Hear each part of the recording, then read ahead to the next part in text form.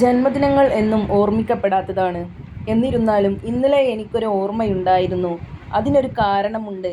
മിനിയാന്ന് വാട്സാപ്പിൽ കണ്ടിരുന്നു വൈരങ്കോട് അമ്പലത്തിൽ ഉത്സവമാണെന്ന്. ചെറുപ്പം തൊട്ടേ എൻ്റെ കുസൃതികൾ കാണുമ്പോൾ എൻ്റെ ചുറ്റിലുമുള്ളവർ പറയുന്നത് കേട്ടിട്ടുണ്ട്.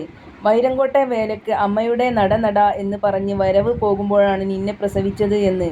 അതുകൊണ്ടാണ് നീ ഇങ്ങനെ എന്ന്. അതിനൊരു കാരണമുണ്ട്. ചെറുപ്പത്തിൽ എൻ്റെ കുരുത്തക്കേട് കൊണ്ട് എൻ്റെ കൈകൾ, കാല്, താടിയെല്ല് മുതലായവ മുറിഞ്ഞിട്ടുണ്ട്. അങ്ങനെ വാട്സാപ്പിൽ കണ്ടപ്പോൾ ഞാൻ കരുതി എൻ്റെ ജന്മദിനം വന്നല്ലോ. ശരിയാണ്, 30കളുടെ അവസാനമാണ്. 37 തികഞ്ഞിരിക്കുന്നു. 38ലേക്ക് കാലെടുത്തു വെച്ചിരിക്കുന്നു. പിറകോട്ട് നോക്കാൻ എനിക്ക് ഭയമാണ്. കാരണം സന്തോഷം കുറച്ചേയുള്ളൂ, ബാക്കിയെല്ലാം സങ്കീർണമാണ്. ഇത്രയുമുള്ള ജീവിതത്തിൽ ഞാൻ എന്ത് നേടി? ഞാൻ തന്നെ ഒന്ന് കണക്ക് കൂട്ടി നോക്കി. എൻ്റേതെന്ന അടയാളത്തിൽ 2 ആൺമക്കളുണ്ട്. പിന്നെ എൻ്റെ പേരിൽ 2 പുസ്തകങ്ങൾ ഇറങ്ങിയിട്ടും ഉണ്ട്. അതെങ്കിലും ഉണ്ടല്ലോ ഞാൻ ജീവിച്ചു എന്നുള്ളതിന്. ആ ഒന്നുകൂടി മറന്നു. സ്വന്തം പേരിലല്ലെങ്കിലും ഭർത്താവിൻ്റെ കൂടി പേരിലാണെങ്കിലും എനിക്കൊരു വീടുണ്ട്. അതും ഈ ലോകത്തെ എൻ്റെ സമ്പാദ്യമാണ്.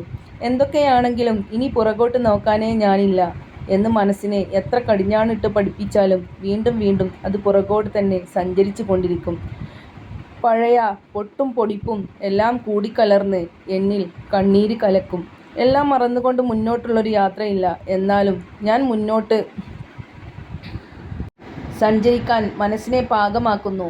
നിലാവെളിച്ചത്തിലെ ഒരുപാട് നക്ഷത്രങ്ങളുള്ള ഒരു രാത്രിയിലെ ഒരു നക്ഷത്രമായി, ഈ ഭൂമിയിലെ ഒരുപാട് ജനങ്ങൾക്കിടയിലെ ഒരു ജ്വലിക്കുന്ന മനുഷ്യനായി എനിക്കിനിയും മുന്നോട്ട് പോകണം. വെറുതെ ആയുസ് കഴിയുവോളം ഒന്ന് ജീവിക്കാൻ മാത്രമായി. എൻ്റെ ജന്മദിനത്തിൽ ആശംസകൾ അറിയിച്ച എല്ലാവർക്കും ഞാൻ നന്ദി രേഖപ്പെടുത്തുന്നു.